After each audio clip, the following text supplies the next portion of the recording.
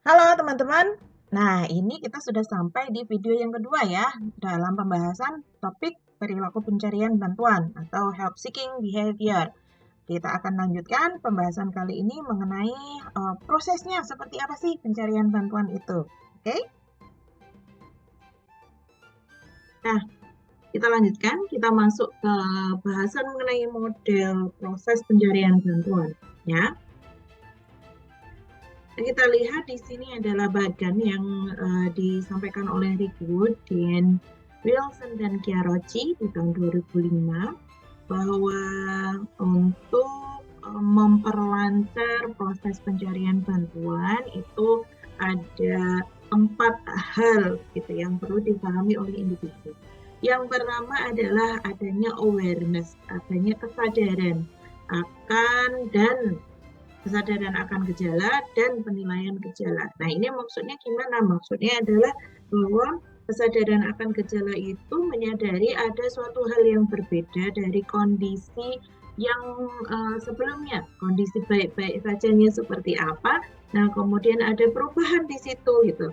Ibarat kata kondisi baik-baik aja itu kan kondisi sehat. Nah, ketika ada perubahan yang tentunya arahnya ke negatif begitu ya. Jadi ini mengarah kepada kondisi yang tidak baik-baik saja atau kondisi sakit.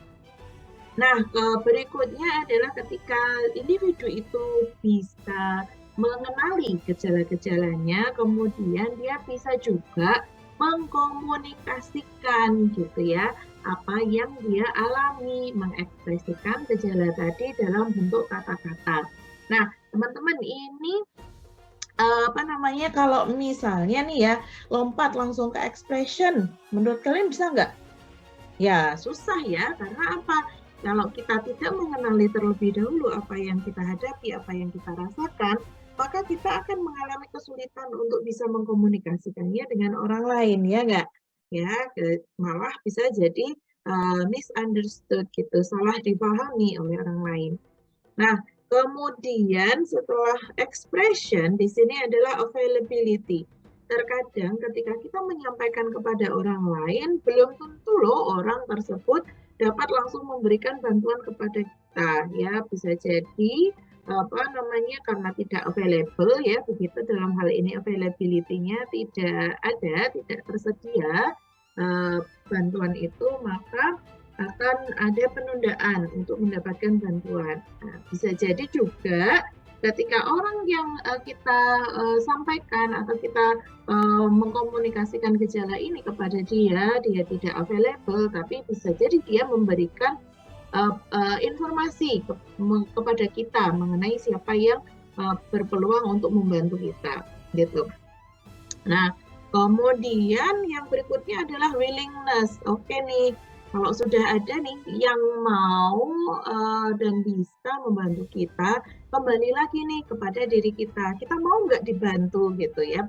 Terkadang banyak juga tawaran-tawaran bantuan, tetapi individu tersebut menolak untuk dibantu, sehingga kondisinya juga tidak akan membaik. Begitu ya. Oke, kita lanjutkan. Di sini adalah bagaimana kita mengukur ya pencarian pertolongan itu ya, bagaimana pengaruhnya, kemudian sampai dengan tanda panah yang terakhir ini adalah sampai benar-benar terwujud perilaku pencarian bantuan itu. Nah, di sini ada proses begitu ya, ada orientasi, kita mengetahui kepada siapa kita akan sudah paham permasalahannya, kepada siapa kita bisa meminta bantuan, begitu. Kemudian ada niat untuk mencari bantuan itu ya, kemudian sampai dengan muncul ada perilaku pencarian bantuan. Nah, jangka waktunya ini juga berbeda-beda ya, teman-teman. Ada yang jangka waktunya sangat pendek, kemudian ada yang cukup panjang karena misalnya ini 1 tahun ya, atau ketika individu tersebut memang harus dibantu terus-menerus gitu ya. Nah, biasanya ini berkaitan dengan disabilitas pada hal tertentu begitu yang memang membutuhkan bantuan yang sangat panjang ya, bahkan selamanya. Nah, kemudian bantuan ini tadi sumber bantuannya dari mana gitu. Ada sumber bantuan formal, yaitu kepada profesional yang sesuai dengan bidangnya yang memberikan bantuan. Kemudian semi formal, nah ini misalnya contohnya adalah kalau yang formal itu tadi misalnya kepada psikiater atau psikolog gitu ya, yang memang profesinya seperti itu dan register gitu ya, terdaftar sebagai profesional dalam bidang itu. Nah, kalau semi formal misalnya ini ada konselor-konselor ya, konselor-konselor yang peer counselor begitu misalnya gitu ya, itu sudah mendapatkan pelatihan dalam bidang tersebut tetapi tidak secara spesifik berprofesi dalam bidang tersebut.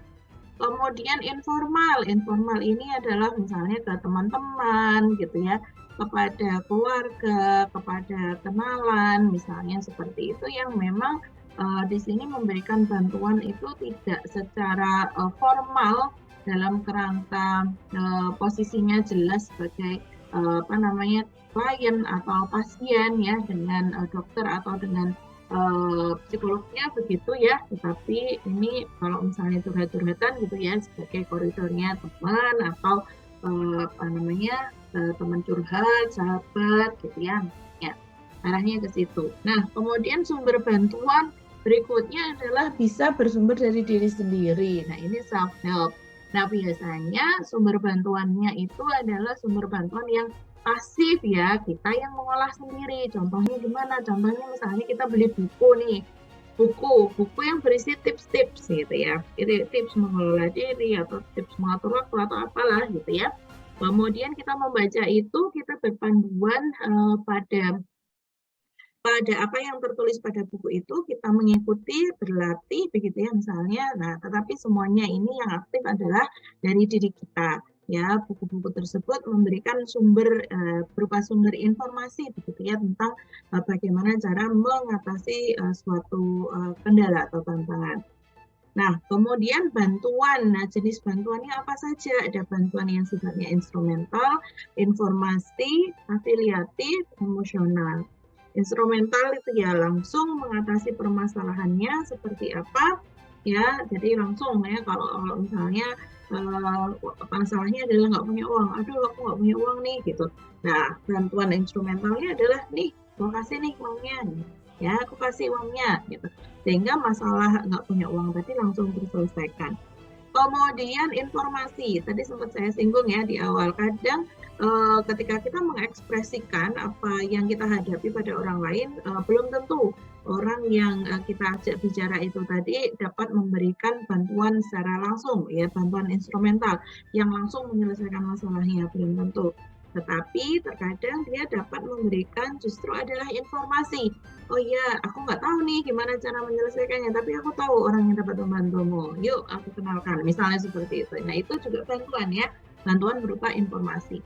Kemudian bantuan secara afiliatif. Nah, ini yang seringkali dilakukan oleh ini ya di ranah sumber yang semi informal dan informal.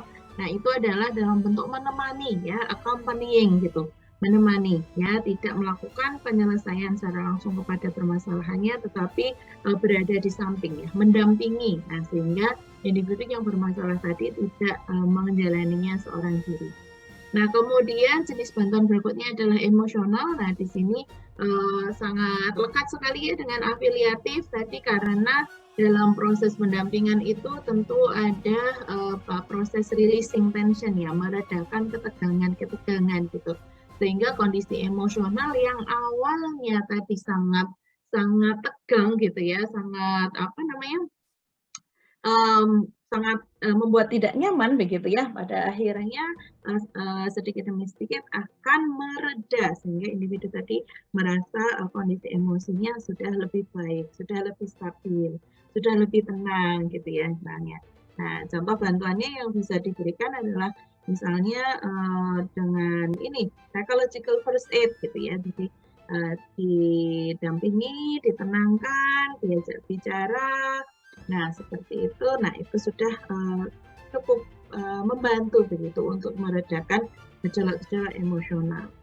Nah, masalah-masalah, nah itu tadi yang dibawa untuk kemudian dicarikan bantuan ya penyelesaiannya. Nah, itu bisa permasalahan secara umum, bisa juga adalah permasalahan yang berkaitan dengan gejala spesifik tertentu.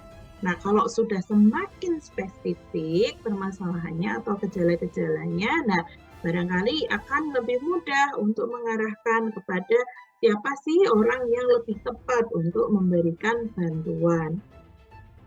Oke, kita lanjutkan. Nah, itu tadi kalau sudah memahami tadi tahapan-tahapannya tadi ya, sampai muncul willingness, keterbukaan untuk meminta bantuan, kemudian sudah paham tadi ada komponen-komponennya, baik dari diri, kemudian dari pemahaman terhadap jenis permasalahannya, kemudian bantuan apa yang bisa diberikan gitu ya. Ada satu hal lagi yang menarik untuk kita kaji adalah peran serta budaya ya, kultur ya, latar belakang budaya pada diri individu itu ketika dia mencari bantuan atau pertolongan.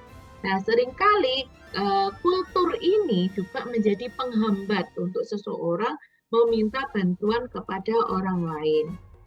Ya, kita lihat di sini ada kalau ada konteks ya, dinamika konteks sosial, kemudian interpretasi atau pemaknaan terhadap arti pencarian bantuan itu tadi.